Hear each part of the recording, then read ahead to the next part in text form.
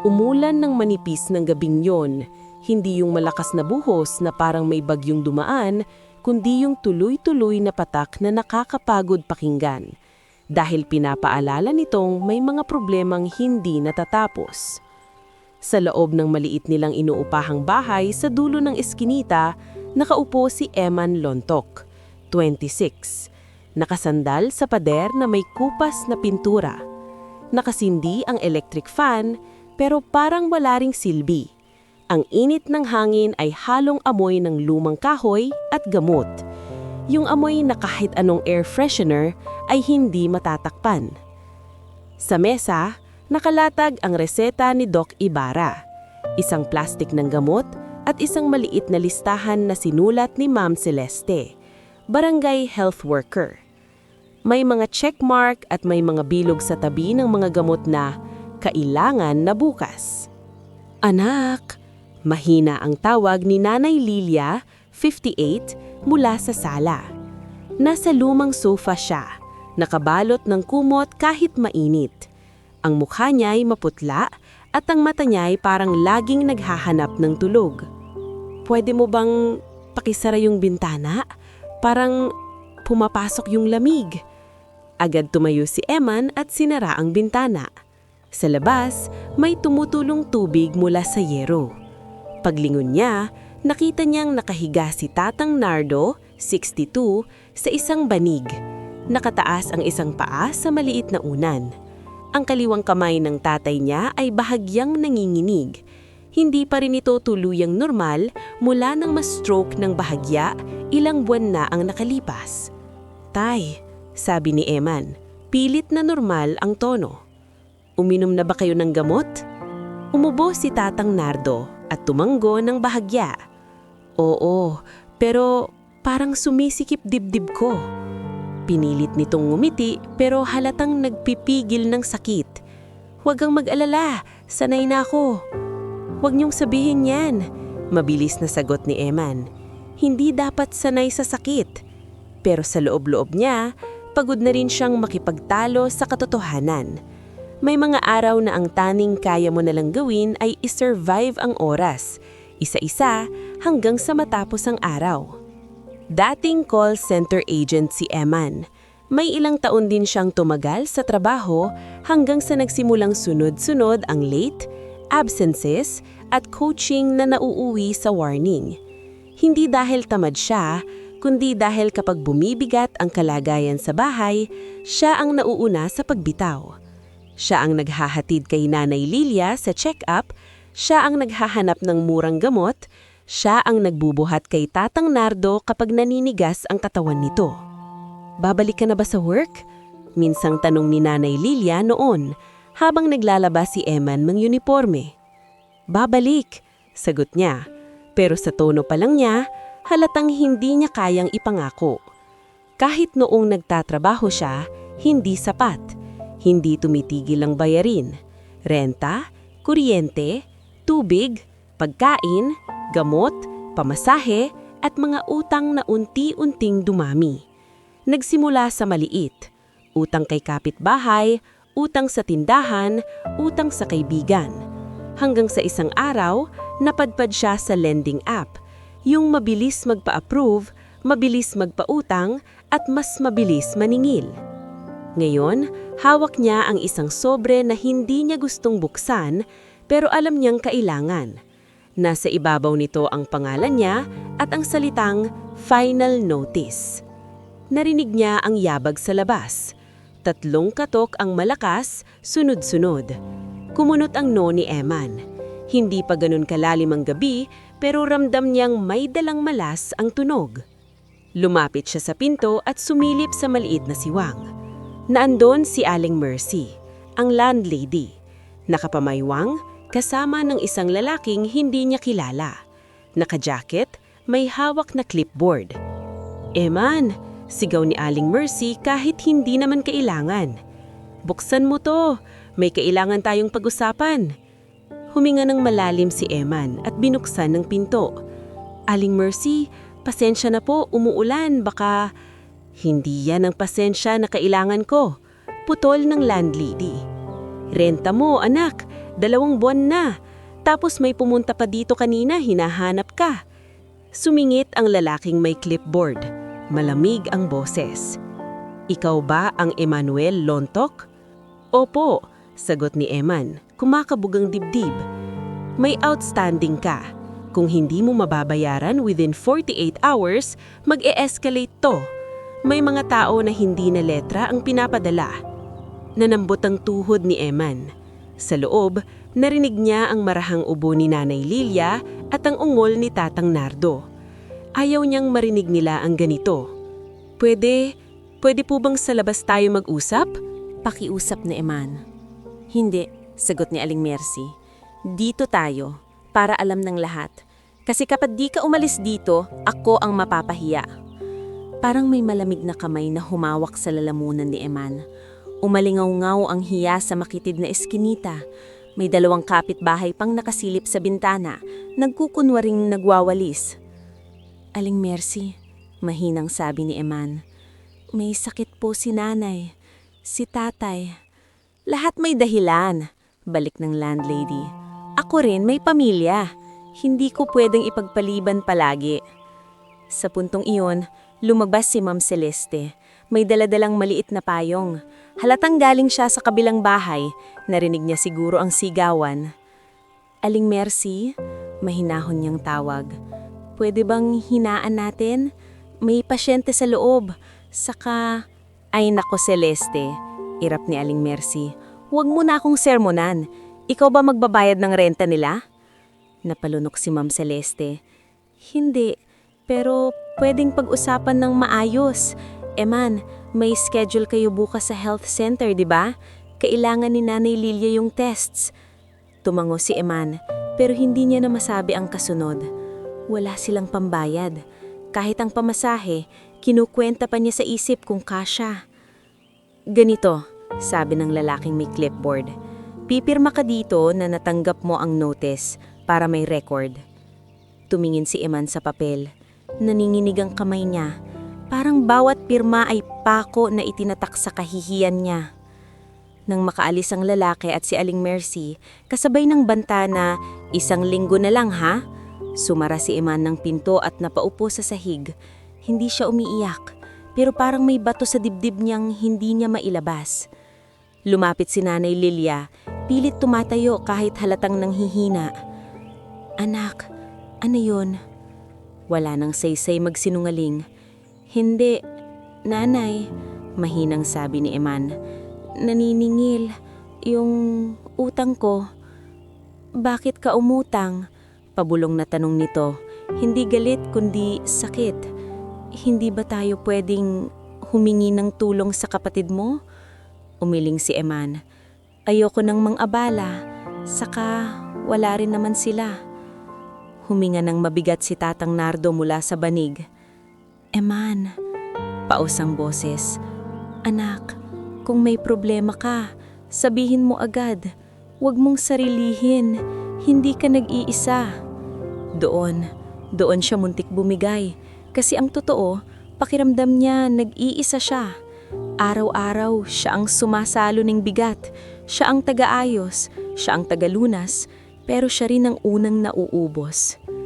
Kinabukasan, habang naglalakad si Eman papunta sa tindahan para bumili ng tinapay at sardinas, may tumawag sa kanya mula sa kabilang kanto. Eman! Paglingon niya, nakita niya si Jun Ramil, kaibigan niyang madalas magyaya noon ng basketball, ngayon ay mas madalas magyaya ng diskarte. Naka-slippers at may dalang kape sa plastic. Uy! Sabi ni Jun Ramil, narinig ko kagabi, grabe yun pare. Napakunot noo si Eman. Narinig mo? Buong eskinita pare, sabi nito, tapos bumaba ang boses. Pero alam mo, may paraan, kailangan mo lang kumapit sa swerte. Anong swerte? Tanong ni Eman, pagod ang tingin. May kilala ako, bulong ni Jun Ramil. Marunong sa mga raket, basta may konting puhunan, 1 ikot lang, balik doble. Bago pa sumagot si Eman, may tumigil na motor sa tabi nila. Bumaba ang isang babae, maayos ang buhok, may pabango na umaabot sa kanto. Kilala ni Eman ng mukha, Rowena de la Cruz, dating kaopisina niya sa call center. Nung una, siya yung tipo ng taong laging nakangiti, laging positive. Pero ngayon, may kakaibang kinang sa mata, yung kinang ng taong sanay magbenta ng pangako. Eman? Gunating naggulang siya. Ikaw pala yan, tagal na. Rowena, sagot ni Eman, pilit ngumiti. Ano? Anong ginagawa mo dito? Lumapit si Rowena at tumingin kay Jun Ramil na parang kilalang kilala. Ay, ito ba yung sinasabi mo? Yung kailangan ng tulong? Oo, mabilis na sagot ni Jun Ramil. Si Eman to, mabait to, masipag, kaso malas lang. Umirap ng bahagya si Rowena, parang nakikisimpatya. Hindi malas Eman. Minsan, kailangan mo lang ng tamang taong magtuturo sa'yo kung paano maglaro ng buhay. Maglaro? Tanong ni Eman, pagod ang tingin. Ngumiti si Rowena, yung ngiting may lambing sa ibabaw pero may tusok sa ilalim. Relax ka Eman, hindi kita lulukuhin. Ang sakin, may mga pagkakataon na hindi mo na kayang dumaan sa normal na paraan. Minsan, kailangan mo ng shortcut, kailangan mo ng swerte, at kung marunong kang kumapit, makakaahon ka. Anong shortcut yang? Tanong ni Eman. Kahit ayaw niyang aminin, may maliit na parte sa loob niyang gustong maniwala. Sumandal si Rowena sa motor at nagkunwaring casual. May mga papabet, may mga laro, may mga taong marunong tumingin ng pattern. Hindi mo kailangang maging magaling, kailangan mo lang sumunod. Isang beses lang, Eman, para sa magulang mo, para mawala yung mga naniningil. Nanlamig ang batok ni Eman. Parang may pinto sa isip niya na unti-unting bumubukas. Pinto na alam niyang delikado, pero ngayon pa lang ramdam na niyang may hangin ng pag-asa sa kabilang side. Hindi ko alam, mahinang sabi niya. Tumawa si Rowena, mahina, parang biro. Alam ko, kaya nga nandito ako. Hindi kita pipilitin, pero isipin mo, hanggang kailan ka magsasardinas habang nagkakasakit yung parents mo? Hanggang kailan ka mag-aantay ng milagro? Hindi sumagot si Eman. Sa likod ng mata niya, nakita niya ang mukha ni Nanay Lilian na nanginginig ang kamay habang umiinom ng gamot. Ang paghinga ni Tatang Nardo na parang laging may hinahabol na hangin. Ang gate na kinakatukan ng naniningil. Ang mga mata ng kapitbahay na nakasilip. Ang banta ni Aling Mercy. Tumanggo si John Ramil na parang cheerleader ng kapahamakan. Pare, try mo lang pakinggan. Wala namang mawawala. Pero meron. Alam ni Eman. Maraming pwedeng mawala. Kaya ngumiti lang siya, yung ngiting pilit, yung ngiting hindi niya alam kung oo ba o hindi. Sige, sabi niya sa wakas, pakinggan ko muna, pero hindi ako nangangako. At sa ilalim lang manipis na ulan, sa kanto kung saan hindi naman dapat nagsisimulang ang pagbabago, nagsimulang maghalo ang desperasyon at tukso. At hindi pa alam ni Eman na ang bawat salitang sinabi ni Rowena ay may presyong nababayaran niya balang araw. Hindi makaalis sa isip ni Eman ang mga huling salita ni Rowena sa ilalim ng manipis na ulan. Hanggang kailan ka magsasardinas habang nagkakasakit yung parents mo? Hanggang kailan ka mag-aantay ng milagro? Hindi sumagot si Eman. Sa likod ng mata niya, nakita niya ang mukha ni Nanay Lilia na nanginginig ang kamay habang umiinom ng gamot. Ang paghinga ni Tatang Nardo na parang laging may hinahabol na hangin. Ang gate na kinakatukan ng naniningil. Ang mga mata ng kapitbahay na nakasilip, ang banta ni Aling Mercy. Tumanggo si John Ramil na parang cheerleader ng kapahamakan. Pare, try mo lang pakinggan, wala namang mawawala. Pero meron, alam ni Eman, maraming pwedeng mawala. Kaya ngumiti lang siya, yung ngiting pilit, yung ngiting hindi niya alam kung oo ba o hindi. Sige, sabi niya sa wakas, pakinggan ko muna, pero hindi ako nangangako. At sa ilalim ng manipis na ulan, sa kanto kung saan hindi naman dapat nagsisimulang ang pagbabago, nagsimulang maghalo ang desperasyon at tukso. At hindi pa alam ni Eman na ang bawat salitang sinabi ni Rowena ay may presyong nababayaran niya balang araw. Hindi makaalis sa isip ni Eman ang mga huling salita ni Rowena sa ilalim ng manipis na ulan. Hanggang kailan ka magsasardinas habang nagkakasakit yung parents mo? Hanggang kailan ka mag-aantay ng milagro? Hindi sumagot si Eman. Sa likod ng mata niya, nakita niya ang mukha ni Nanay Lilia na nanginginig ang kamay habang umiinom ng gamot. Ang paghingaan ni Tatang Nardo na parang laging may hinahabol na hangin. Ang gate na kinakatukan ng naniningil. Ang mga mata ng kapitbahay na nakasilip. Ang banta ni Aling Mercy. Tumanggo si John Ramil na parang cheerleader ng kapahamakan. Pare, try mo lang pakinggan. Wala namang mawawala. Pero meron. Alam ni Eman. Maraming pwedeng mawala. Kaya ngumiti lang siya. Yung ngiting pilit. Yung ngiting hindi niya alam kung oo ba o hindi. Sige, sabi niya sa wakas. Pakinggan ko muna. Pero hindi ako nangangako. At sa ilalim ng manipis na ulan, sa kanto kung saan hindi naman dapat nagsisimulang ang pagbabago, nagsimulang maghalo ang desperasyon at tukso. At hindi pa alam ni Eman na ang bawat salitang sinabi ni Rowena ay may presyong nababayaran niya balang araw. Hindi makaalis sa isip ni Eman ang mga huling salita ni Rowena sa ilalim ng manipis na ulan. Hanggang kailan ka magsasardinas habang nagkakasakit yung parents mo? Hanggang kailan ka mag-aantay ng milagro? Hindi sumagot si Eman. Sa likod ng mata niya, nakita niya ang mukha ni Nanay Lilia na nanginginig ang kamay habang umiinom ng gamot. Ang paghinga ni Tatang Nardo na parang laging may hinahabol na hangin. Ang gate na kinakatukan ng naniningil. Ang mga mata ng kapitbahay na nakasilip. Ang banta ni Aling Mercy. Tumanggo si John Ramil na parang cheerleader ng kapahamakan. Pare, try mo lang pakinggan. Wala namang mawawala. Pero meron. Alam ni Eman. Maraming pwedeng mawala. Kaya ngumiti lang siya. Yung ngiting pilit. Yung ngiting hindi niya alam kung oo ba o hindi. Sige, sabi niya sa wakas. Pakinggan ko muna. Pero hindi ako nangangako. At sa ilalim ng manipis na ulan, sa kanto kung saan hindi naman dapat nagsisimulang ang pagbabago, nagsimulang maghalo ang desperasyon at tukso, at hindi pa alam ni Eman na ang bawat salitang sinabi ni Rowena ay may presyong nababayaran niya balang araw. Putol ni Rowena, ngumiti kay Eman. Hindi mo kailangan ng drama. Ito lang, may sistema. Small stakes, controlled. Hindi ka namin papasugalan ng malaki agad. Una, testing lang. Testing? Ulit ni Eman. Tinapik ni Rowena ang envelope. Kung gusto mo, ito yung una mong gagawin. Bibili ka ng ticket. Loto. Hindi dahil mahika, kundi dahil may mga pattern. May mga numero na lumalabas base sa frequency. May kilala kong magaling tumingin. Bakit loto? Di napigilang tanong ni Eman. Ang daming tumataya. Ang liit ng chance. Ang liit ng chance, ulit ni Rowena. Pero hindi zero. At kung sakaling tumama, isang iglap, wala na yung mga katok sa gate, yung renta, yung reseta, yung hiya. At kung hindi tumama, maliit lang mawawala. Napatitig si Eman. Sa isip niya, kumakalkula na siya. Magkano ang maliit? Magkano ang kaya niyang isugal nang hindi ikapapahamak ng gamot ni nanay?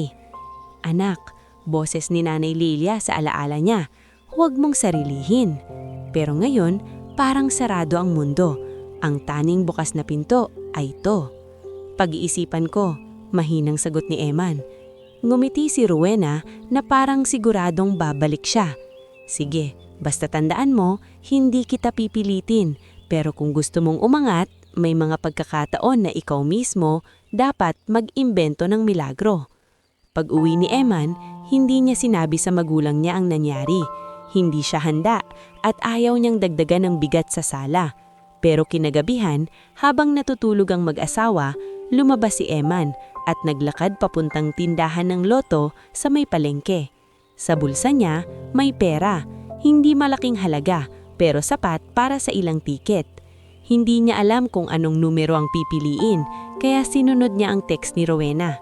Eto muna, try mo, 2 lang. Tumayo siya sa pila. Nakatingin sa LED screen na umiilaw. Sa harap niya, may matandang babae na tila sanay na, mabilis magsulat. Sa likod niya, may estudyanteng nagbibiruan tungkol sa swerte. Si Eman, tahimik, parang nahihiya na umaasa. Pagdating sa kanya, inabot niya ang papel na may sulat na numero.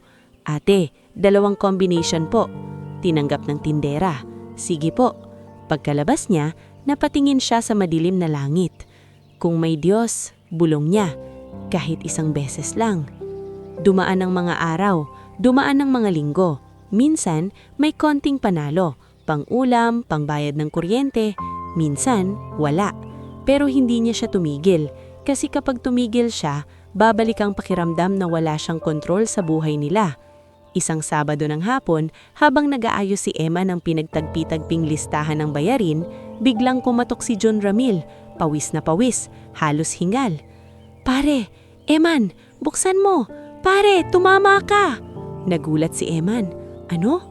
Tumama ka!" Ulit ni John Ramil, halos maiyak. "Nasa balita, yung combination mo pare, jackpot!" Parang may humampas sa ulo ni Eman. "Hindi, sigurado ka?" Hinila siya ni John Ramil palabas, halos hindi na sila nagtsinelas. Sa kanto, nakaabang si Rowena, nakangiting parang alam niya na mula pa noon. Si Bogs Haprafi nasa likod, parang bantay. "Congrats, Eman," sabi ng lalambing sabi ni Rowena. "Sabi ko sa'yo, hindi zero." Nanginginig ang kamay ni Eman habang binubuksan ng phone at tinitingnan ng result online. Tumaas ang mga numero sa screen, tumapat sa ticket niya. Hindi siya makahinga. "Nay!" sigaw ni Eman pag-uwi. Nanginginig ang boses. "Tay! Nanalo tayo! Nanalo ako sa loto!" Sabi ni Eman, nangingilid ang luha. Natulala si Nanay Lilia. "Anak, totoo ba yan?" Tumanggo si Eman, tapos bigla siyang napaluhod, hindi dahil drama, kundi dahil parang biglang bumigay ang bigat sa dibdib niya.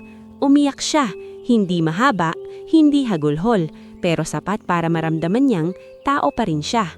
Sa unang linggo, naging masaya ang bahay. Nabayaran ng renta, bumili si Emma ng bagong electric fan, nagpagawa ng banyo, nagpa-check up si Nanay Lilia sa private clinic, hindi na charity ward. Dinala niya si Tatang Nardo sa mas maayos na doktor. "Doc," sabi ni Eman kay Doc Ibarra sa clinic, "gusto ko pong complete check-up, yung maayos po, wag yung basta reseta lang." Tumango si Doc Ibarra, napatingin kay Emma na tila nagugulat sa pagbabago. "Sige, pero tandaan mo, hindi lang pera ang kailangan, disiplina din." "Opo," sagot ni Eman, at sa sandaling yun, naniwala siya sa sarili niyang pangako. Pero habang lumalaki ang pera, lumalaki rin ang mundo na dumidikit sa kanya. Si Aling Mercy, na dati maingay at mapanlait, biglang naging mabait. "Eman anak, ikaw pala yan? Congratulations! Alam mo, pwede ka dito sa mas malaking unit ko, mas maganda, discounted na sa'yo." Ang mga kapitbahay na nakasilip dati, ngayon ay ngumingiti at may dalang pangmeryenda. May biglang lumalapit na kamag-anak na hindi niya maalalang pangalan. At si Rowena ang pinakamalapit. "Eman," sabi niya isang gabi, habang nagdi-dinner sila sa isang restaurant na hindi pa napupuntahan ni Eman kahit kailan. "Hindi ka pwedeng manatiling maliit ang galaw, kailangan mong magpakita. Kailangan mong mag-upgrade ng lifestyle." "Bakit kailangan?" tanong ni Eman, pero siya mismo kumakain na ng pagkaing hindi niya alam ang pangalan. "Kasi kapag nakita ng mundo na kaya mo," sagot ni Rowena, "mas rerespetuhin ka at mas lalapit ang oportunidad." Dito nagsimulang mag-iba ang mukha ni Eman. Una, bumili siya ng bagong phone, latest, mahal. Para sa negosyo, sabi niya. Sumunod ang relo. Sumunod ang motor. "Pare!" tuwang-tuwa si John Ramil. "Ikaw na! Ganyan dapat!" Nagsimulang dumalas ang inuman, dumalas ang night out, dumalas ang meeting na wala namang malinaw na agenda. At sa bawat paglabas ni Eman, mas tumatagal siyang wala sa bahay. Mas dumadami ang gabi na hindi niya nakikita si Nanay Lilia na nakahawak sa tagiliran dahil sumasakit ang katawan. Mas dumadami ang araw na si Tatang Nardo ay mag-isa sa banig, nakikinig sa radyo. Isang gabi, nadatnan ni Eman si Nanay Lilia na nakaupo. Hawak ang maliit na ambilope kung saan nilagay ni Eman ang ATM. "Anak," mahinang sabi ni Nanay Lilia, "yung pera natin, baka pwedeng wag mo munang ibigay kung kani-kanino. Kailangan nating magtabi." Napakunot ang noo ni Eman. "Nay, ako naman ang humahawak. Alam ko ginagawa ko." "Hindi kita pinagbabawalan," sagot ni Nanay Lilia, nanginginig ang boses. "Pero natatakot ako. Bigla kang nag-iba." Umangat ang boses ni Eman. "Nag-iba? Dahil may pera na? dahil kaya ko nang bumili ng maayos, na ginagawa ko to para sa atin. Sumingit si Tatang Nardo, paos. Eman, hindi pera ang problema. Yung pag-alis mo gabi-gabi, yung mga kasama mo, yung babae. Si Rowena, mabilis na putol ni Eman. Tay, wag niyo siyang idamay, siya tumulong sa akin. Tumulong o ginamit ka? Dahan-dahang tanong ni Tatang Nardo. Parang may pumutok sa dibdib ni Eman. Sa labas, may tumunog na motor. Si Rowena, nag-aantay. Bakit kayo ganyan? Sigaw ni Eman, hindi niya napigilan. Nung wala tayo, ako ang sumalo. Ako ang nagtiis. Ngayon na may pera, ako pa rin ang masama. Anak, iniiyak na si Nanay Lilia. Hindi yan ang sinasabi namin. Pero huli na, napuno na si Eman sa takot, hiya at pagod na tagal niyang kinikimkim. At sa puso niya, nagsimulang umusbong ang isang masamang ideya na ang mga mahal niya, ang sarili niyang mga magulang, ay pabigat sa bagong buhay na gusto niyang buuin. Kung ganyan kayo, pabulsong nasabi niya, nanginginig sa galit, edi amulis kayo. Natigilan ng sala, parang tumigil kahit ang fan. Ano? Halos hindi makapaniwala si Nanay Lilia. Umalis kayo. Ulit ni Eman, mas malinaw na, mas masakit. Hindi niyo ako hinahayaang maging masaya, parang gusto niyong manatili tayo sa hirap. Tao ka pa ba, anak? Bulsong ni Tatang Nardo, puno ng sakit. Pagod na ako, sigaw ni Eman. Pagod na ako sa sakit ninyo, sa bayarin, sa sermon. Pagod na akong maging anak na laging may responsibilidad. Ngayon ako naman. Humagulgol na si Nanay Lilia, halos hindi makahinga. Eman, anak! Pack your things, sabi ni Eman. Malamig na ngayon ang boses na parang hindi siya. Umalis kayo dito. Doon nagsimulang gumalaw si Nanay Lilia, nanginginig, hawak ang kumot. Si Tatang Nardo dahan-dahang tumayo, parang mas matanda pa sa edad niya.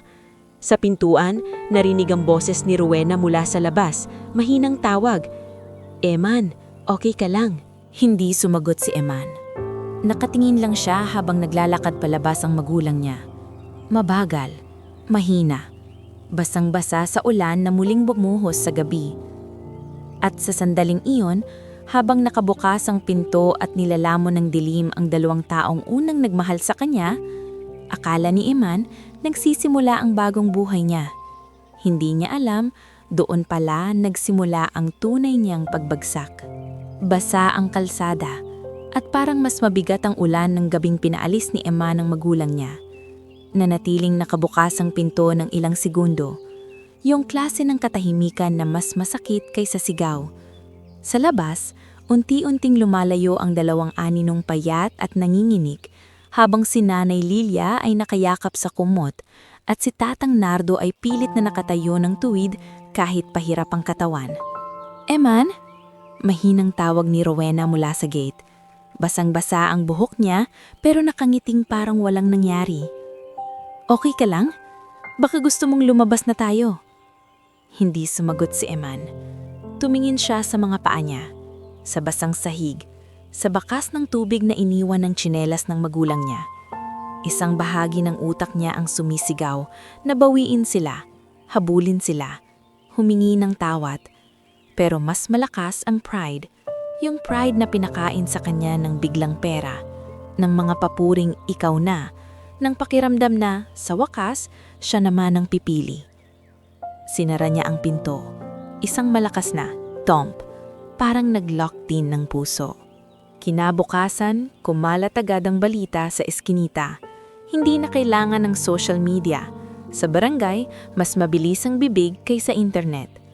May dumaan na kapitbahay na kunwaring bibili sa tindahan pero lumilingon-lingon. May nagbulungan sa kanto, may nagturo pa. Pagdating ni Ma'am Celeste, may dala siyang mariit na lalagyan ng lugay at 2 plastik ng gamot. Eman, seryoso ang boses niya. Nasaan ang parents mo? Tiningnan ni Eman ang lugay, parang nahihiya kakabutihan. Umalis na po. Pinapunta ko sa kung saan. Sa kung saan? Umangat ang kilay ni Ma'am Celeste. Eman, hindi yan aso na palalayasin mo at bahala na. May sakit yun. Sumikip ang dibdib ni Eman. Ma'am, ako na po bahala. Bahala? Halos pumutok ang tono ni Ma'am Celeste pero pinigil niya.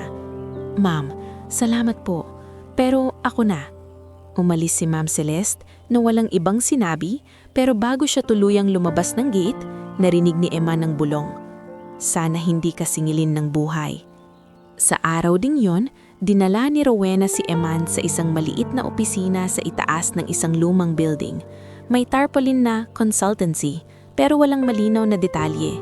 Nandun si Attorney Season, naka-long sleeves, nakapulbos ang muka sa aircon at may ngiti na parang pirma ang kinakain.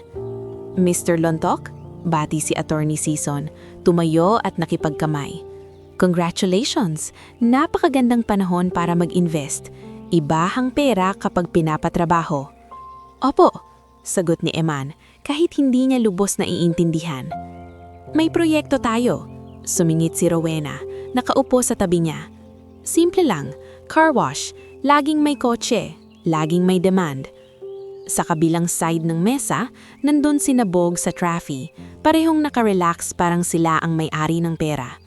"Boss, kami na bahala sa operations. Ikaw, pirma lang, tapos pakita ka paminsan-minsan para may presence." "Anong kailangan?" tanong ni Eman, sumusubok na maging praktikal. Naglabas si Attorney Season ng makapal na folder. Ito ang kontrata, lease, supplier agreement at management arrangement. Ang maganda dito, mabilis. Within 2 weeks, open na. 2 weeks? Napangiti si Eman, nabuhayan. "Ganun kabilis?" "Siyempre." Tapos bahagyang tumapik sa braso niya. "Kaya nga sinasabi ko sa iyo, Eman, kapag gumagalaw ka sa tamang tao, mabilis." Hindi napansin ni Eman ang ilang pulang bandela. Bakit alanganin ng lokasyon? Malapit sa likod ng talipaka, sa parte na madalas bahain at hindi dinadaanan ng mga sasakyan maliban sa mga delivery. Bakit kailangan agad ng advance para sa renta ng pwesto? Bakit may processing fee na hiwalay sa lahat? Pinirmahan niya ang mga papel na hindi niya binasa ng buo. Paglabas nila, pinisil ni Rowena ang kamay niya. "Proud ako sa'yo. Yan ang dapat. Hindi ka na yung dating Eman." At dahil gusto niyang tumakas sa guilt, kumapit si Eman sa papuring yun. Nang magbukas ang car wash, may tarpaulin na malaki. Lontok Shine Car Wash, grand opening. May ribbon cutting pa, may video kay sa gilid, at si June Ramil ang unang nag-live sa phone niya. "Mga tropa!" sigaw ni June Ramil. "Dito na kayo, businessman na si Eman." Sa unang linggo, parang okay. May ilang tricycle na nagpapawash, may 2 SUV na pinasok ni Bogs dahil kakilala, pero mabilis ding lumabas ang amoy ng problema. Laging may kailangang bilhin, hose, sabon, wax, special chemical, bagong vacuum, bagong extension wire. Laging urgent, laging ngayon. Isang hapon, dumating sa car wash ang isang lalaking payat, may grasa ang kamay, naka-t-shirt na may bakas ng makina. Siya si Migs, mekaniko sa talyer sa kabilang kanto. Napadaan lang daw pero napansin ang ingay ng kompresor. "Boss Eman," sabi ni Migs, nakatingin sa paligid. "Okay to kaso parang delikado yung drainage nyo. Pag bungaha, lulubog to." "Ayos lang," mabilis na singit ni Bogs. "May plano kami dyan." Ngumiti si Migs pero hindi umalis ang kunot ng noo niya. "Saka boss, bakit ang dami niyong drums ng supplies pero ang konti ng customer?" Tumawa si Rafi. "Investment to pare, stocking, para ready." Hindi sumagot si Migs pero bago siya umalis, lumapit siya kay Eman at bumulong. "Boss, ingat ka. Yung mga ganyang galawan, nakita ko na yan. Hindi sa'yo umiikot yan." Kinagabihan, dumating ang cashier na si Kaye. Dalaga, tahimik pero matalas ang mata. May hawak siyang maliit na notebook at ilang resibo. "Sir Eman," mahina niyang tawag. "Pwede po ba kayong saglit?" Umupo si Eman sa monoblock sa gilid. "Anong meron?" Inilatag ni Kaye ang mga resibo. "Sir, pasensya na po pero may hindi po nagtutugma. Yung sales po natin, ganito. Pero yung supplies na binabayaran, sobra po. Parang doble." Napataas ang kilay ni Eman. "Doble?" "Opo," tumanggo si Kaye.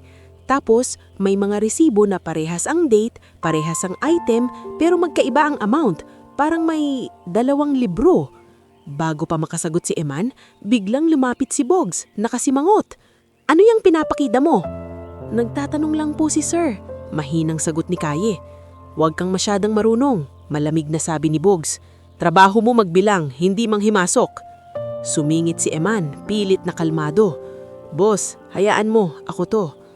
Lumapit si Bogs sa kanya, nakangiting may bantang nakatago. Boss, wag mo nang patulan yan. Minsan nagkakamali lang. Saka, lumingon siya kay Kaye. Alam mo naman, hindi magandang magkalat ng issue. Gets? Nakita ni Eman ang pamumutla ni Kaye. Tumanggo ito, tinupi ang notebook at mabilis na umalis. Doon unang may natusok na takot sa tiyan ni Eman. Kinabukasan, sinubukan ni Eman kausapin si Rowena. Tinawagan niya, walang sagot. Nag-message siya. Rowena, may nakita akong issue sa resibo. Paki-check. Seen. Walang reply. Pumunta siya sa opisina ni Attorney Season para humingi ng kopya ng mga kontrata at supplier agreement. Ngumiti si abogado na parang walang problema. Mr. Lontok, normal sa negosyo ang fluctuation. Ang importante, tuloy ang cash flow. Pero attorney, bakit may supplier na hindi ko kilala? May pangalan dito, Nestor Trading, hindi ko naman nakita kahit isang beses. Tumihim si Attorney Season. Logistics partner yan. Wala kang dapat alalahanin. Gusto ko pong makita ang delivery record. Giit ni Eman. Saglit na tumigil ang ngiti ni Attorney Season. Huwag kang masyadong emosyonal, Mr. Lontok. Business to, hindi to pamilya. Parang sinampal si Eman. Lumabas siya sa opisina na mas malamig ang hangin kaysa aircon. Pagbalik niya sa car wash, nadatnan niyang may delivery truck, nagbubuhat ng 2 drum ng special wax, pero walang brand, walang label, at yung resibo nasa kamay ni Rafi, hindi ni Kaye. Bakit wala si Kaye? Tanong ni Eman. Umuwi, masakit daw ang ulo, baka na-stress. Nasaan si Rowena? Ulit ni Eman. Nagkibit balikat si Bogs. Busy, marami ring inaasikaso. Sa gabing yun, sa bahay na dating pinupuno ng ubo ng magulang niya, ngayon ay katahimikan na lang ang tumatambay. Umupo si Eman sa sala, hawak ang mga resibo at notebook na naitago ni Kaye sa ilalim ng kaha. May mga item na hindi naman nila ginagamit. May delivery fee na parang pangbiyahe ng barko. May pirma na hindi niya kilala. At dun niya nakita, parehas na item, parehas na date. 2 resibo. Isa mababa, isa triple. Parang may isa pang mundo sa likod ng negosyo niya. Nanginginig ang daliri niya habang tinatype ang pangalan ni Rowena sa search. Tinawagan niya ulit. The number you have dialed is not reachable. Tinawagan niya si June Ramil. Pare, sagot ni June, halatang iwas. Busy ako ngayon, mamaya na lang. June, madiin ang boses ni Eman. Nasaan si Rowena? Nasaan sila Bogs at Rafi kapag wala ako? Bakit may resibo na doble? Tahimik sa kabilang linya, tapos mahinang sagot. Pare, wag mo munang silang banggain. Baka mainit ulo. Mainit ulo? Napatawa si Eman pero walang saya. Ako ang may pera, June. Ako ang may karapatang magtanong. Pagkababa niya ng tawag, may dumating na envelope sa gate. Notice mula sa bangko. May tumalbog na tseke. Kasunod nun, text mula sa supplier. Sir, overdue na ko kayo. If no payment, we will file complaint. Sa loob ng 1 buwan, parang gumuho ang buong ilusyon. Nawalan ng customers ang car wash dahil bahain ng lokasyon. Lumabas ang chismis na may problema sa negosyo ni Eman. Si Aling Mercy, na dati bumabati, ngayon ay nagbubelong na, ayun, kala mo kung sino. May nagpasa ng reklamo tungkol sa tumalbog na tseke. Kumalat sa barangay na si Eman ay mayabang tapos hindi marunong magbayad. Mas masakit pa, may mga nagsasabing kaya niya pinalayas magulang niya dahil naging halimaw sa pera. Isang araw, nawala sina Bogs at Rafi. Sarado ang car wash. Wala na ang vacuum, wala na ang drums, pati tarpaulin tinanggal. Si Kay hindi na bumalik. Nang puntahan ni Eman ang bahay nito, Umiwas ang nanay ni Kay at pabulong na sinabi, "Sir, pinagbantaan po anak ko. Pasensya na." Si Rowena ba? Naglaho na parang hindi siya kailanman dumaan sa buhay ni Eman, na parang ang ngiti niya ay business card lang na tinapon kapag nakuha na ang kailangan. Sa mga sumunod na taon, unti-unting naubos ang pera, sa bayad utang, sa kasong tinakbuan, sa maling investment, sa luho na inakala niyang reward. Hanggang sa isang gabi, napaupo si Eman sa gilid ng kama sa isang masikip na kwarto. Mas maliit pa sa dati nilang inuupahan. 5 taon ang lumipas na parang isang mahabang parusa. Wala na siyang motor, wala na siyang relo. Yung phone niya basag ulit. Sa dingding may lumang kalendar na hindi niya na pinapalitan. Sa labas naririnig niya ang tawa ng mga tao sa inuman.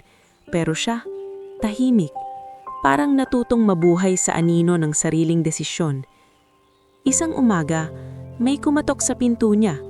Pagbukas niya, si Migs. May dalang pandesal at kape.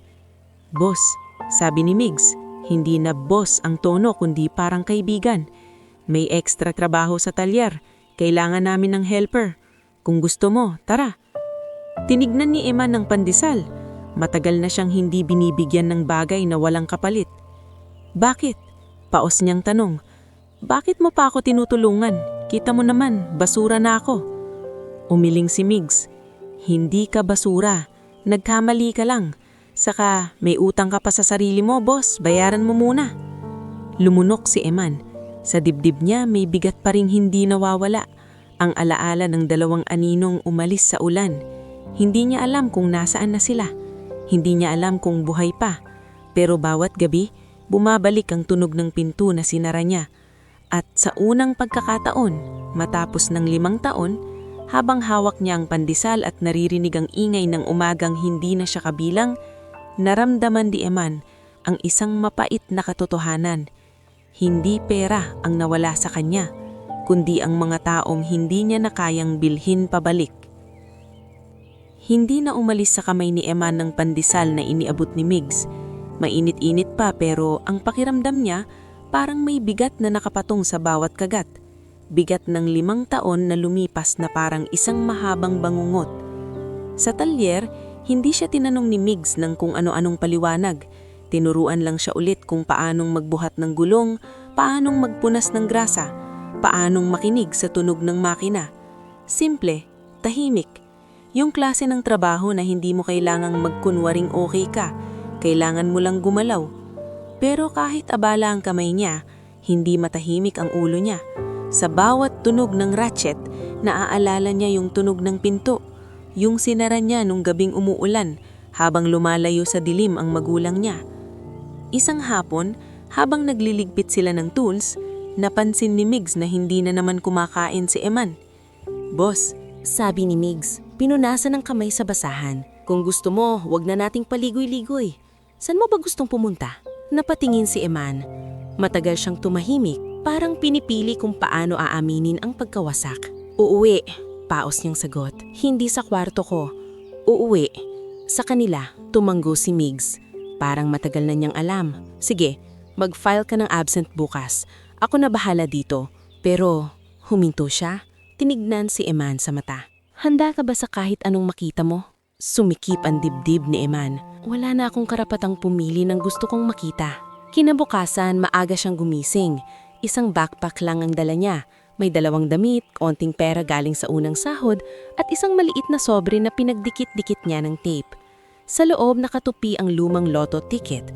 Hindi dahil mahalaga pa, kundi paalala ng simula ng lahat. Bumalik siya sa lumang barangay na parang multo. Pagbaba niya sa kanto, hindi na gaanong nagbago ang paligid. Yung tindahan sa gilid na laging may upo ang kahoy.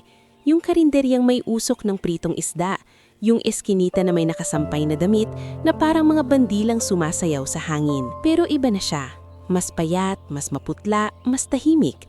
At sa bawat hakbang, mas nararamdaman niyang wala siyang karapatang mag-ingay. Nang makarating siya sa tapat ng dati nilang inuupahang bahay, may ibang nakatira na. May batang naglalaro sa labas. May nakasampay na kumot sa dating bintana na sinasarahan niya kapag sinasabing nilalamig si Nanay Lilia. Huminga siya ng malalim at lumapit sa isang tambay na nagkukumpuni ng bisikleta sa tabi ng kalsada. Kuya, sabi niya, maingat. Kilala niyo po ba yung dating nakatira dito? Yung mag-asawang matanda? Si Nardo at Lilia Lontok. Tumingin ang lalaki. Nagtaas ng kilay. Lontok! Parang oo. Sila yung pinaalis ng anak nila, di ba? Parang sinaksak si Eman sa tiyan. Tumanggo siya. Pilit nilunok ang hiya. Oo, ako po yung anak. Napahinto ang lalaki sa pag-ikot ng gulong. Ah, ikaw pala. Tagal na ah. Hindi na siya nakipagtalo. Alam niyo po ba kung nasaan sila? Nagkamot ang lalaki. Hindi ko sure, pero parang may nakapagsabing dinala sila sa charity ward noon. Tanong mo sa barangay hall. Doon nagsimula ang paghahanap niya. Hindi mabilis, hindi dramatic, kundi yung mabagal na pagtatanong na may kasamang pagyuko ng ulo sa bawat taong may alam sa ginawa niya. Sa barangay hall nakaupo sa mesa si Cap Dindo. Medyo bilugan ng katawan, may hawak na logbook at may suot na salamin na laging nasa dulo ng ilong. Tumigil ito sa pagsusulat nang makita si Eman. Cap, mahinang bati ni Eman, halos hindi lumalabas ang boses. Ako po si Eman Lontok. Hindi agad sumagot si Cap Dindo. Tinignan niya si Eman mula ulo hanggang paa na parang nagbabasa ng lumang balita. Ikaw yung... Hindi na niya tinapos. Pero sapat na ang tingin para maramdaman ni Eman ang bigat. Opo, mabilis na sagot ni Eman. Cap, hindi ko po idadahilan ng kahit ano. Nandito po ako para hanapin sila Tatang Nardo at Nanay Lilia. Hindi ko po alam kung nasaan sila. Huminga ng malalim si Cap Dindo at isinara ang logbook. Alam mo anak, maraming beses kitang nakita dito dati. Kaso noon mataas ka. Ang lakas ng yabang mo. Ngayon, parang ibang tao ka. Wala na po akong yabang. Naubos na. Sandaling huminto si Cap Dindo. Tapos tumanggo siya. Dahan-dahan. Sige, may record kami noon. Dinala sila sa charity ward. Tapos may tumulong na madre, si Sister Carmina. Nasa lumang kumbento yun sa kabilang barangay. Punta ka doon. Salamat po, Cap. Bulong ni Eman. Halos mabasag ang boses. Salamat. Paglabas niya ng barangay hall, wala siyang ibang nararamdaman kundi kaba. Parang bawat direksyon itinuturo sa kanya ay hakbang palapit sa isang katotohanang hindi niya kontrolado. Sa lumang kumbento, maaliwalas ang hangin, may mga halaman sa paso at may amoy ng kandila at sabon. Nakaupo sa may gilid isang madre, maputi ang damit, maamo ang mukha. Si Sister Carmina. Good afternoon, sabi ni Eman, mas maingat ngayon ang tono, parang natatakot siyang masira ang katahimikan ng lugar. Sister, pasensya na po, naghahanap po ako ng 2 pasyente noon sa charity ward, si Nardo at Lilia Lontok. Uminit ang tingin ni Sister Carmina. Hindi galit, kundi parang may lungkot na matagal na niyang dala. Lontok. Ulit niya. Oo, naaalala ko sila. Nanlamig ang kamay ni Eman. Nasaan po sila, sister? Bago ko sagutin, mahinaong sabi ni Sister Carmina. Ikaw ba ang anak? Tumanggo si Eman. Yumuko. Opo. Tahimik si Sister Carmina saglit. Naririnig lang ang mahinang huni ng ibon sa labas. Ang nanay mo, sabi niya, gabi-gabi umiiyak noon. Hindi dahil sa sakit lang, kundi dahil sa iyo.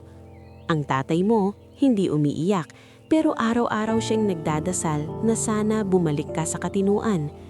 Pumikit si Eman. Parang bumukas ang dibdib niya. Sister, wala na po akong ipapaliwanag. Mahinang niyang sagot.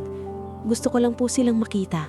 Kahit isang beses, kahit hindi nila ako tanggapin.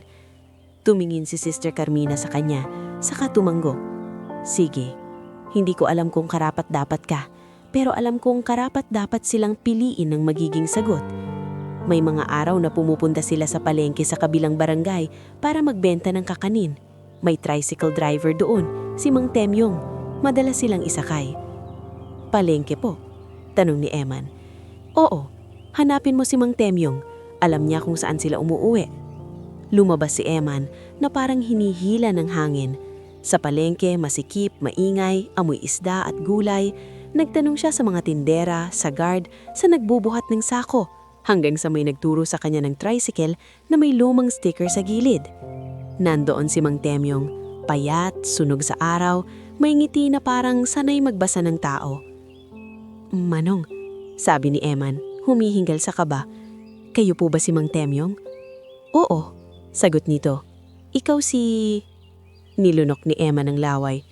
Eman Lontok po. Nawala ang ngiti ni Mang Temyong. Ah, hindi na nagkunwari si Eman. Manong, alam ko po yung ginawa ko. Hindi ko po ipagtatanggol. Pero hinahanap ko po silang Nanay Lilia at Tatang Nardo. Sabi nila, kayo po ang nakakasakay nila minsan. Tumingin si Mang Temyong sa paligid, parang ayaw niyang marinig ng iba ang usapan. Nakakasakay ko nga. Mabait yung mag-asawa. Tahimik, masipag. Nasaan po sila? Halos pakiusap na ang boses ni Eman. Umiling si Mang Temyong, parang sinusukat ang bigat ng sagot. Bakit niyong ka lang bumalik? 5 taon na. Nanginginig ang panga ni Eman. Kasi po, ubos na ako. At saka, ngayon ko lang po na-realize kung ano yung tunay na nawala. Matagal na tinignan ni Mang Temyong ang mukha niya, tapos nagbuntong hininga. Sige, sumakay ka. Pero tandaan mo, kung iiyak ka, huwag mo akong idamay. Hindi ako sanay sa drama. Hindi natawa si Eman, pero may lumusot na kaunting dinga. Parang unang paghinga matapos ang matagal na pagkalunod. Bumiyahe sila sa kabilang barangay, sa mas tahimik na parte na may mga bahay na dikit-dikit pero mas malinis ang paligid. Tumigil ang tricycle sa harap ng isang maliit na bahay na may paso ng gumamela sa bintana. Walang pintura ang pader pero maayos ang pagkakawali sa tapat. May maliit na upuan sa labas at may nakasampay na tuwalya. Dito, sabi ni Mang Temyong. Dito, sila. Bumaba si Emma na parang naputol ang tuhod. Ang dibdib niya parang may martilyong paulit-ulit na tumatama sa loob. Lumapit siya sa gate na bakal. Nanginginig ang kamay habang kumakapit sa malamig na rehas. Sa loob, narinig niya ang mahinang boses ng babae. Pamilyar kahit 5 taon ang lumipas. Temyong ba yan? Tawag ni Nanay Lilia. Mas payat ang boses pero may lambing pa rin. Sumagot si Mang Temyong. Hindi ako. May bisita kayo. May tunog ng tsinelas na papalapit. Bumukas ang pinto. At doon, tumigil ang mundo. Si Nanay Lilia ang unang lumabas. May hawak na maliit na basahan, parang kakalinis lang. Payat siya, mas maputla, pero nakatayo. Sa likod niya, dahan-dahan sumunod si Tatang Nardo. May tungkod, pero buhay ang mga mata. Nang nakita nila si Eman, parang hindi agad nag-register. Parang kailangan ng ilang segundo para tanggapin ng utak ang larawan. Anak, pabulong na sabi ni Nanay Lilia, nanginginig ang labi. Eman? Hindi nakasagot si Eman. Bumagsak siya sa tuhod sa tapat ng gate. Parang biglang naubos ang lakas niya. Nay, tay. Tumahimik si Tatang Nardo. Hindi siya lumapit agad. Tinignan niya si Eman na parang tinitimbang kung panaginip ba to o totoo. Bakit ka nandito? Paos na tanong ni Tatang Nardo. Walang sigaw, pero masakit. Humagulgol si Eman, hindi na niya napigilan. Kasi po, mali ako. Sobrang mali. Wala na po akong pera, wala na po akong yabang. Pero kahit meron, hindi na po yun mahalaga. Kayo po yung nawala sa akin. Pumait ang ngiti ni Tatang Nardo. Pero hindi sa pangaasar. Sa sakit, ngayon mo lang naisip. Nanay Lilia ang unang lumapit. Binuksan niya ang gate, dahan-dahan. Parang natatakot siyang baka pag mabilis, maglaho ulit ang anak niya. Lumabas siya at hinawakan ang balikat ni Eman. Anak, pabulong niya. Umiiyak na rin. Buhay ka. Salamat sa Diyos. Doon tuluyang bumigay si Eman. Nay, patawad. Patawad po. Wala akong dahilan. Hindi siya sinampal. Hindi siya sinigawan. Ang ginawa ni Nanay Lilia ay yakapin siya. Mahigpit kahit payat ang braso niya. Parang yakap ng isang taong matagal nang nasaktan pero ayaw pa ring maging bato. Si Tatang Nardo dahan-dahang lumapit. Hindi niya agad niyakap si Eman. Inangat niya ang kamay niya at marahang ipinatong sa ulo ng anak niya. Parang basbas, pumasok ka. Sabi ni Tatang Nardo, mababa ang boses. Hindi natin to pag-uusapan sa labas. Pumasok si Eman sa maliit na sala. May mesa na luma pero malinis. May 2 baso sa gilid. May amoy ng nilulutong malunggay. Simple, pero buhay. Paano? Naninginig ang boses ni Eman habang nakaupo. Paano kayo nakaligtas? Akala mo mamamatay kami? Diretsyong tanong ni Tatang Nardo. Hindi nakasagot si Eman. Tumango lang siya, umiiyak. Umupo si Nanay Lilia sa tapat niya. Nung gabing pinaalis mo kami, mahinang simula niya. Dinala kami ni Ma'am Celeste sa charity ward. Si Sister Carmina ang tumulong. Maraming gabi akong nagdasal, hindi para parusahan ka, kundi para gisingin ka. Nay, hagulgol si Eman. Ipinangako ko sa sarili ko na kahit masakit, hindi tayo titigil mabuhay. Nagluto ako ng kakanin, bibingka minsan, suman minsan, si tatay mo nagbantay ng parking sa simbahan. Hindi malaki ang kita pero araw-araw may konting naitatabi. Tumayo si Tatang Nardo, dahan-dahang lumapit sa isang maliit na aparador. Kumuha siya ng isang sobre, kulay brown, medyo kupas pero maayos ang pagkakasara. Inabot niya kay Eman. Kinuha namin to sa bawat sentimo. Sabi ni Tatang Nardo, nanginginig ang boses sa pagpipigil. Hindi para gampanahan ka.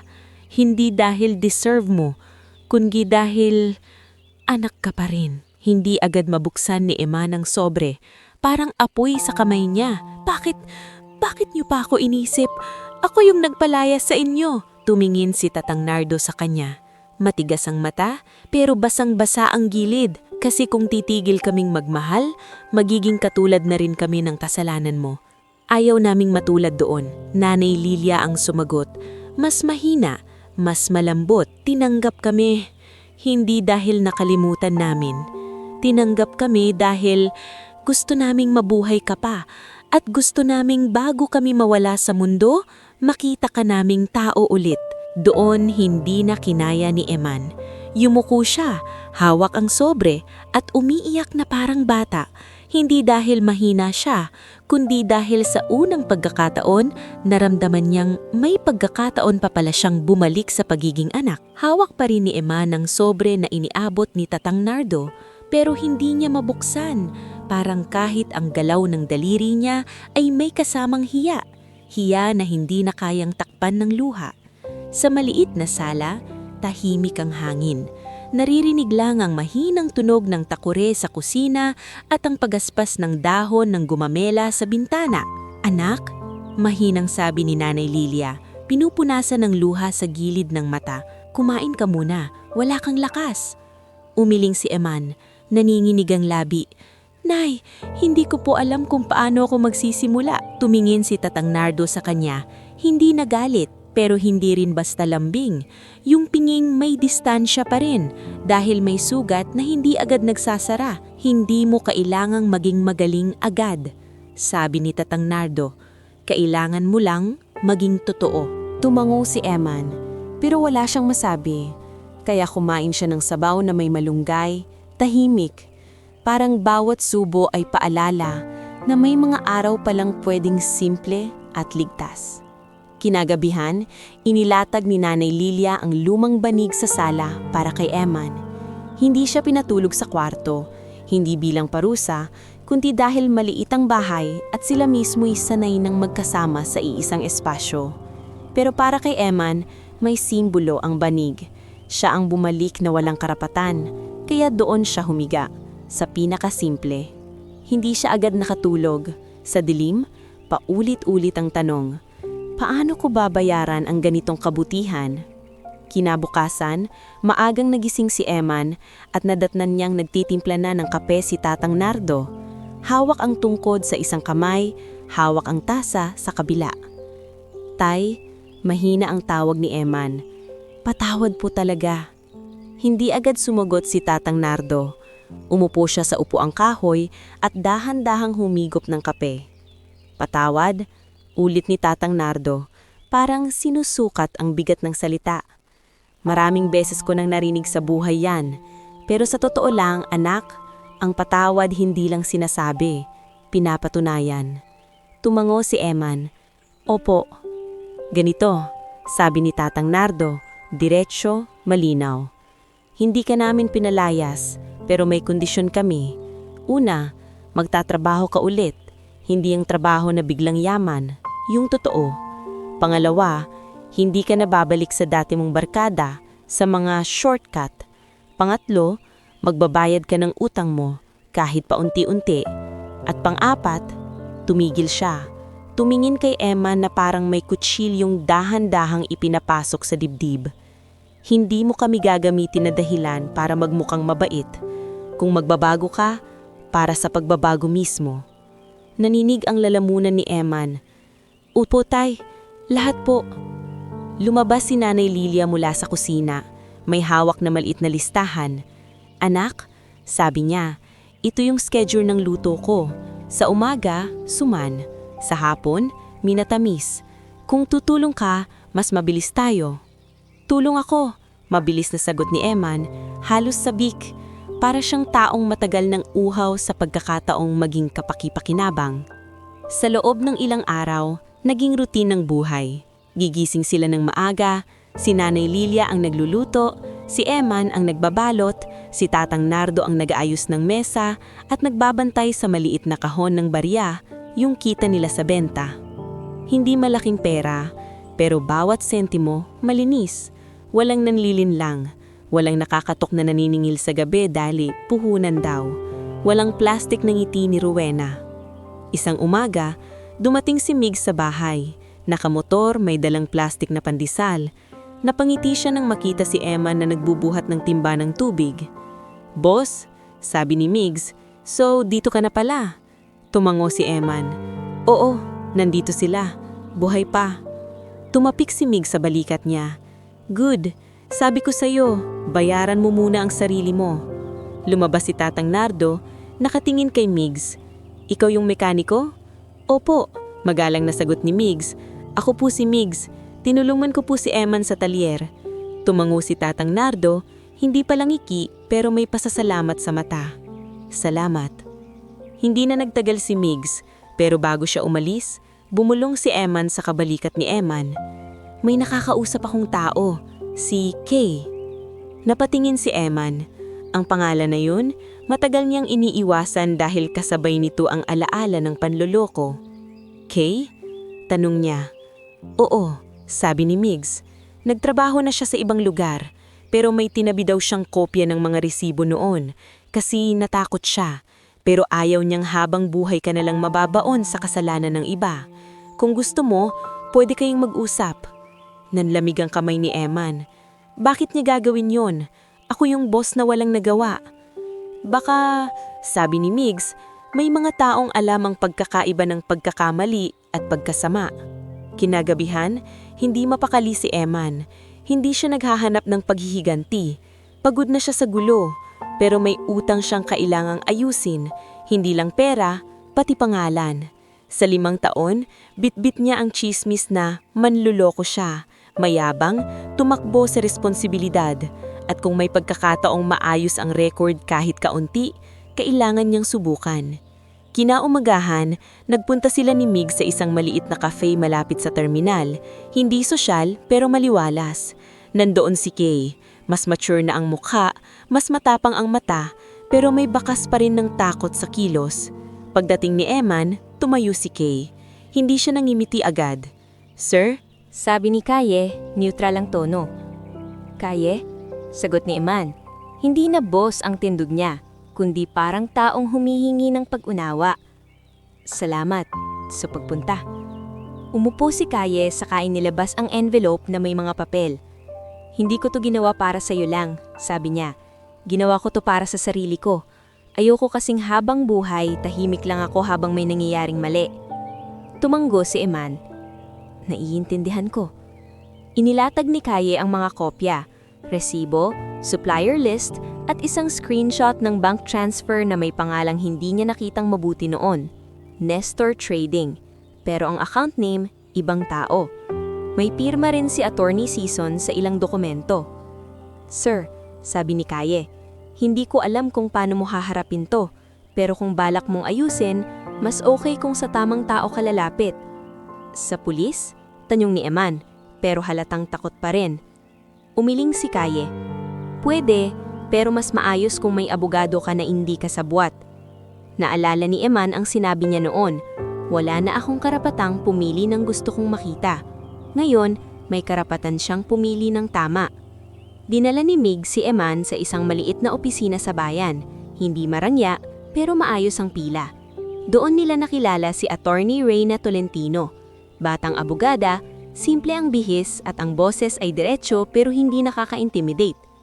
Nabasa ko na yung mga dala ninyo, sabi ni Attorney Reyna, habang hawak ang folder. Eman, gusto kong malinaw. May pananagutan ka pa rin sa ilang bagay, lalo na kung may pirma mo.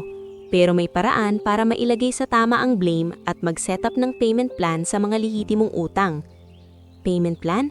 Ulit ni Eman, parang nabuhayan. Pwede po yun? Oo, sagot ni Attorney Reyna. Kaya lang, kailangan mo ring tanggapin na hindi ito magic. Months, baka years. Pero kung tuloy-tuloy, mababawasan. Tumanggo si Eman. Handa po ako. Paglabas nila, tumunog ang phone ni Eman. Isang unknown number. Pagsagot niya, boses ni Rowena ang bumungad. Parang walang 5 taon na lumipas. Eman, nanigas ang katawan niya. Rowena? Tumawa ito ng mahina. Grabe, buhay ka pa pala. Narinig ko bumalik ka na sa magulang mo. Astig. Hindi sumagot si Eman. Pinipigilan niya ang galit na matagal nang nakatago. Eman, lambing kunwari ni Rowena. May kailangan lang sana ako. Utang, kahit konti. Emergency. Parang sinampal si Eman. Noon, siya ang hinubog ni Rowena sa shortcut. Ngayon, siya ang tinatakbuhan. Eman? Mahinang sagot ni Eman. Mabigat ang bawat salita. Wala akong pera. At kahit meron, hindi na kita tutulungan sa paraan na gusto mo. Ha? Tumawa si Rowena. Lumamig ang tono. Akala ko nagbago ka na. Pati ba naman tulong ipagkakait mo? Hindi tutulong, sagot ni Eman. Tumitibay ang boses. Panibagong lubog to. At kung may ginawa kang mali noon, may mga papel na. May ebidensya na. Hindi ako gaganti, pero hindi na rin ako tatahimik. Sandaling natahimik si Rowena. Tapos biglang sumingit ang banta sa boses niya.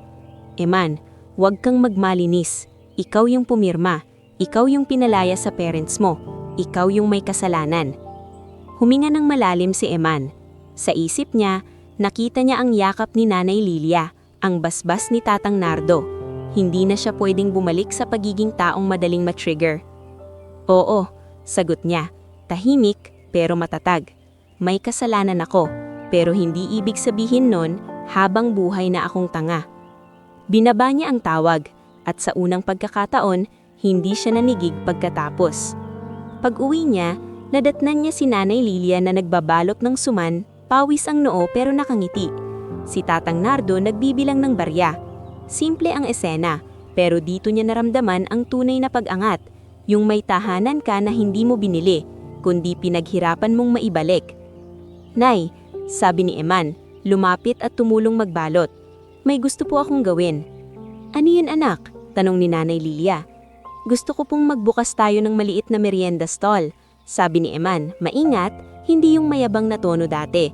Hindi malaki, sa tapat lang, pandesal sa umaga, suman, lugaw, tapos kung kaya, maliit na sari-sari. Yung kaya natin, yung hindi tayo mangangailangan sa kanino man. Tumingin si Tatang Nardo sa kanya. May puhunan ka? Umiling si Eman. Meron tayong konting ipon, pero hindi ko po gagastusin lahat. Pipiliin natin yung kayang iikot.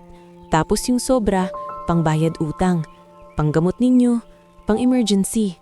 Tahimik si Tatang Nardo, saka tumango ng dahan-dahan. Kung ganyan, pwede. Numiti si Nanay Lilia, nangingilid ang luha. Anak, yan ang unang beses na narinig kong nagsalita ka na hindi puro ako. Sa mga sumunod na linggo, nabuo ang maliit na stall. Si Migs ang tumulong gumawa ng simpleng frame. Si Mang Temyong, paminsan-minsan, naghahatid ng customer galing palengke. Si Ma'am Celeste, nang marinig ang balita, dumaan. Hindi nagalit ang muka, kundi may tahimik na pag-asa. Eman, sabi ni Ma'am Celeste habang bumibili ng lugaw, hindi ko sasabihin na okay na lahat. Pero, sige, ituloy mo yan. Tumango si Eman. Opo, hindi ko na po uulitin. Isang umaga, Habang nagbubukas sila ng stall, may dumaan na batang bibili ng taho, may matandang bibili ng kape, may nanay na bibili ng pandesal. Hindi man malaki ang kita, pero bawat barya ay may kasamang dignidad. At sa huling eksena ng araw na yon, nakita si Eman na hawak ang baso ng tubig, inaabot kay Tatang Nardo ang gamot. Si Nanay Lilia, nakaupo, nakangiti habang nagbibilang ng benta. "Tay," sabi ni Eman, mahina, "salamat po sa hindi niyo pagtalikod." Tumingin si Tatang Nardo sa kanya, sa kamarahang tumango. "Huwag mo nang sayangin ulit, anak." "Opo," sagot ni Eman. At sa unang pagkakataon, ang opo niya ay hindi pangako lang, kundi simula ng buhay na hindi na umaasa sa jackpot, kundi sa araw-araw na tamang pagpili.